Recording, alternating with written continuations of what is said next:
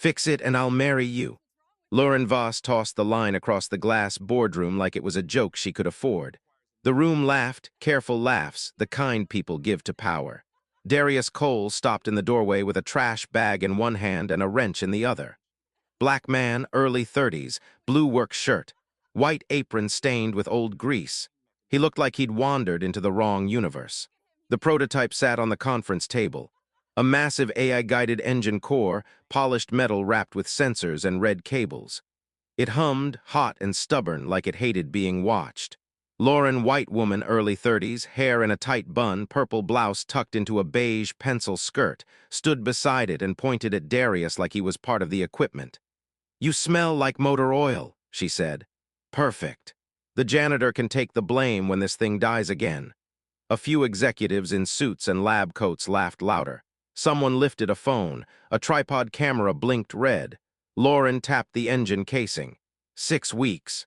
"My engineers can't stop the shutdown. You fix it or you're gone, and I'll make sure you don't work in Chicago again." That wasn't a promise. It was a threat dressed like confidence. On the diagnostic screen, a timer waited like a countdown to humiliation, 12:44. One tired engineer muttered, "It always drops at 12:44, every run." Lauren's smile sharpened. "Good. Then we'll all see it happen. Say yes." Darius didn't plead. He didn't explain his resume. He only looked at the machine like it was the first honest thing in the room. "Start it," he said. Skybridge Systems sold certainty. They promised a fleet of autonomous delivery vans powered by this core, cleaner, faster, cheaper. Today wasn't a meeting. It was a showcase, because the investor team was here. Henrik Bauer, cold-eyed, European, expensive watch, sat near the window, silent. He didn't fund vision. He funded results. If the core failed again, Skybridge's story flipped from breakthrough to overhyped disaster. And Lauren couldn't survive that. So she chose a shield, a man in a maintenance apron. The camera stayed on Darius as the engine rolled down to the prototype bay. Bright lights, cold floor, glass walls packed with employees who'd come to watch a fall. Lauren leaned close, smiling where only he could hear. "Either way," she whispered, "I win."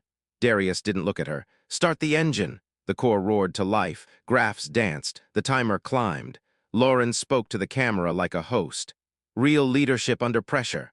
Then, without turning, she said to Darius, "Embarrass us and you're finished." A woman stepped forward from the board's side, calm, unreadable.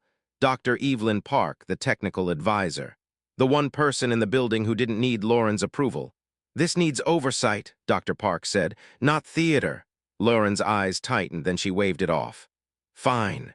Record his failure from every angle." Darius put his palm on the casing, not dramatic, just listening. Heat, vibration, a rhythm that didn't match the numbers. Lauren snorted. "He's petting it." Darius watched the frequency line instead of the timer. At 5 minutes, a tiny drift began, subtle, easy to ignore if you only trusted titles. "It's fighting itself," he said. An engineer scoffed. "That's not a diagnosis." Darius nodded once. "It is if you've been listening." He pointed at the screen. "The control AI is correcting for a problem that isn't there, so it keeps overcorrecting. The core resists. The system builds resonance until it overheats." Lauren tilted her head. "That's a lot of words for a janitor." Darius didn't bite. He asked one question instead. "Where were the mechanical parts machined?" A pause. Then someone answered, careful, "Stuttgart." "And the calibration software?" Darius asked. "Here, Chicago." Darius kept his voice flat. "2 standards inside one system, 2 languages." "They don't agree." Lauren's smile vanished for half a second. "So you're saying we built it wrong?" Darius looked past her toward Henrik Bauer because that's where the money listened. "I'm saying it isn't broken," he said. "It's confused." The timer hit 8 minutes. The drift grew. Dr. Park leaned in, eyes narrowing at the spikes she'd been told were mysterious. "Explain it simply," she said. Darius nodded. "Imagine 2 people trying to walk together. One keeps stepping half a beat ahead, both strong, both capable, but they keep pulling each other off balance." He tapped the screen. "That's this system." Lauren cut in sharp. "Then why does it fail at the same time?" "Because that's how long the mismatch takes to become critical," Darius said, "minute by minute, until 12:44. He opened a folder from the documentation table, tolerance specs. Manufacturing limits, the kind of details that never make it into speeches. Your parts are built tighter than your calibration expects, he said. The AI assumes slop. There is no slop. So it keeps micro-adjusting until the core hits resonance.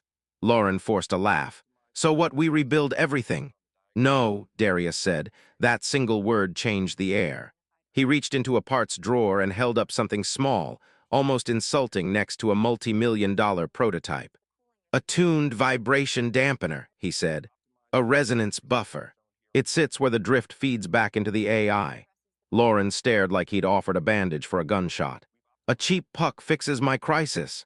Sometimes the smartest fix is the one ego refuses to see, Darius said. Dr. Park held out her hand. Show me.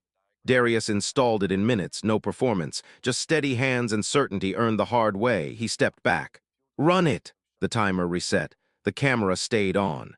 The crowd behind the glass pressed closer. Lauren smiled into her phone, sweet as poison.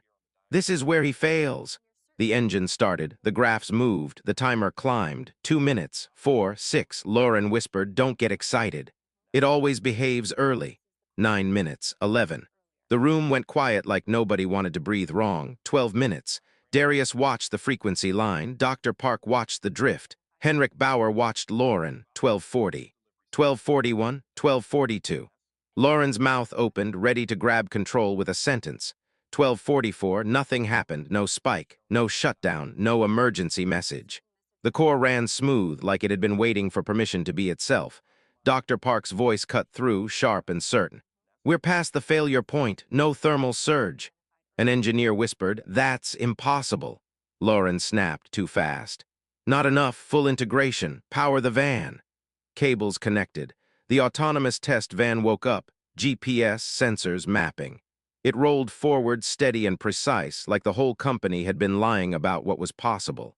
15 minutes, 17, 20, still running. Henrik Bauer spoke at last, calm as a verdict. So he was the solution, and you kept him sweeping floors. Lauren's face hardened. He got lucky. Darius didn't smile. He rested his palm on the casing, feeling the steady rhythm. It wasn't luck, he said. You just never listened. Dr. Park closed her notebook with a soft click. I'm recommending immediate changes. Henrik's assistant slid a tablet across the table, live comments exploding. Not mocking Darius, questioning Lauren. Why was he invisible? Why was he in an apron while millions burned? Henrik looked at Lauren. We're funding, but not under the same conditions.